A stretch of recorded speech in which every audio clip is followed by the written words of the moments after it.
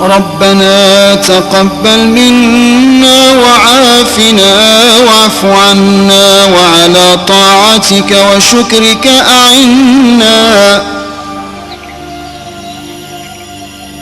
ربنا تقبل منا وعافنا واعف عنا وعلى طاعتك وشكرك أعنا. وعلى غيرك لا تكلنا وعلى الإيمان والإسلام. السلام عليكم ورحمة الله. mbokk yi ñu leen di nuyu yéen ñëpp di leen siyaare di leen baalu xaq di wax ni doon nañu waxtaan ci alxuraan mi alxuraan daanaka nekk na loo xamante ni waxtaanam du jeex ndax la mu ëmb ci ay yiw moo bari feese àdduna bi feese alaaxira kon alxuraan googu laal képp ku bëgg a raw say moroom baa nga bëgg a raw say maas boo sukkandikoo ci alxuraan boobu foofu nga raw leen mais day fekk nga gëm ko it nga bëgg ko sonn ci alxuraan tamit doon lay wuy si bu boobaa résultat ya nga ci am moo di ni foo nekk ñu wekk la lu ne dina la fa fekk lu nekk dina la fa suturaal mooy la koy waaja doon wax rek daaraa ma tax may doon dara daaraa tax ma am ay daara moo tax ma am ay dara kon ça veut dire que daara ji njàngoo alxuraan la ci jublu alxuraan nag ci weeru koor gi mu wàcc mais naka la wàcc alxuraan moo nga wàcc ci laylatul xadr nuit de la destinée ci la alxuraan bu wàcc mooy tombeek 26e jour ci weeru koor gi guddi 26 jëm bëccëgu 27 mu koor gi weeru koor ci la alxuraan bu wàcc mais alxuraan tamit ba mu wàcc dafa wàcc ci ñaari phase 2 phases la wàcc benn bi daa nekk phase direct mu jógee ci lawhul mahfuz wàcc ba ci asamaanu àdduna bi ñam fa la ca desaat muy wàccal ci deuxième phase bi mu wàcc selon les circonstances ak temps bi pendant 23 ans Seydina Muhammad sallallahu alayhi wa sallam temps bi nekk Màkka yëpp ak temps bi nekk Médine yëpp ci la alxuraan doon wàcc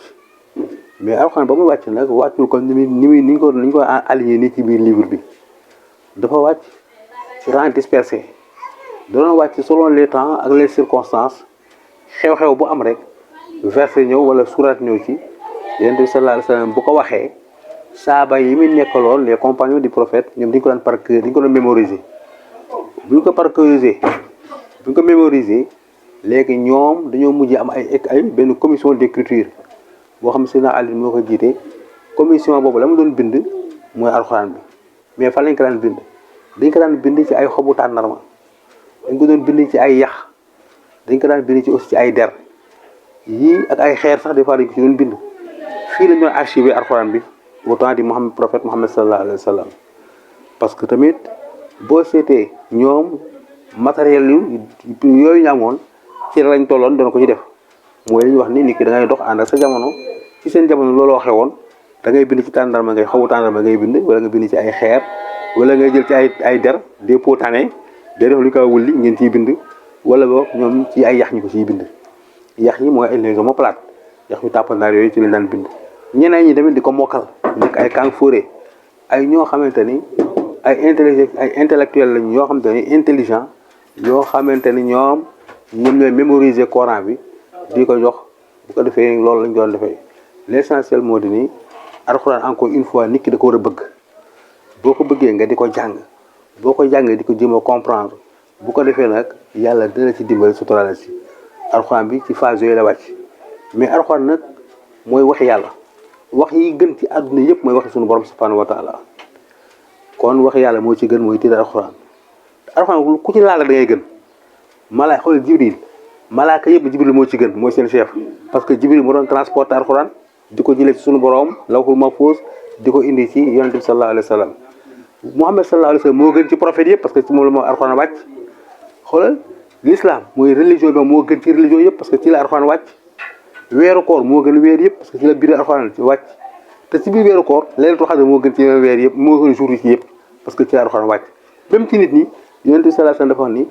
xayrukum man ta'allama alquran wa 'allamahu kii gën ci nit ñi mooy kii jàng alxuraan te di ko jàngale mais wax ñu jàng alxuraan en tant que littérature mais jàng alxuraan en tant que comportement da nga koy jàng xam ko pare jikko woo ko mais wax ñu mën naa jàng Faatiha pare xak naa ay saar rek ne fa non non da nga koy jàng pare jikko woo ko kon boo yaa gën ci nit ñi da ngay nekk un référence tey boo gisee tey ku mel ni Sëñ Mountakha li mu fi def yëpp mais ku jàng alxuraan te sellal ko rek moo ko mën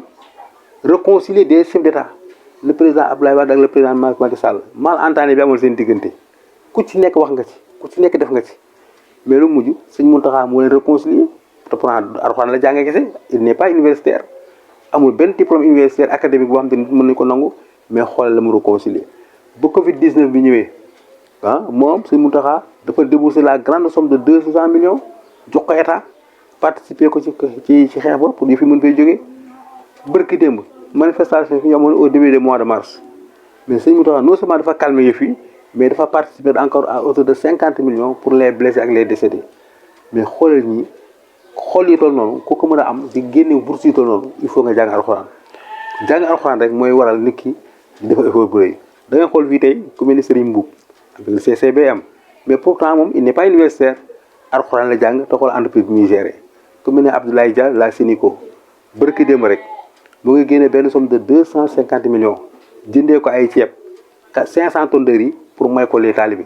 xool kooku xool bu mu am pourtant 250 millions du somme bu ndaw kan moo koy mayee gratuitement comme ça c'est même Abdoulaye Dia mi bërki démb rek fii ci dans la région de Dakar quartier bu ñuy wax Daaru Salaam fii ci boo Tivaouane Peulh mais lu tolloog ay 453